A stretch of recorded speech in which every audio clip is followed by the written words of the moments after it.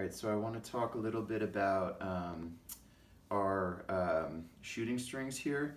So there's really two different types of shooting strings. You have your hockey lace, and then you have your sort of sidewall shooting string here.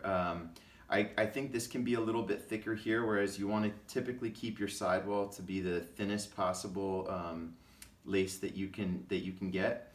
But I think one thing that younger guys really need to be concerned about, everybody needs to be concerned about, is this mesh. The mesh today is getting really soft, and it becomes hard to maintain consistency with passing and with shooting. And so we really need to be careful that I really like using more of a Dura or hard mesh and then break it in.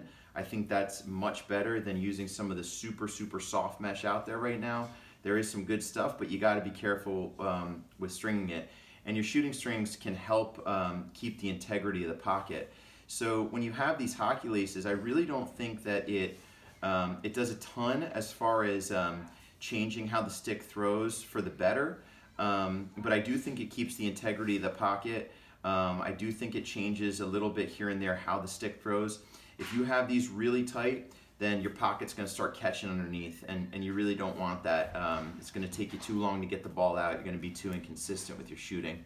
But whenever you string these, whether it's 3, 4, 2 hockey laces, you always want them to be loosest at the bottom and tightest at the top. So there should be, again, gradual increase in tension here. This should be the looser lace, and then this should be the tighter lace. The top lace up here, that's really important to just sort of maintain the integrity of the pocket, but also maintain longevity in using this mesh. So this should be really the tightest, and this allows you to be really consistent with your passing. I think people have gotten away from stringing this.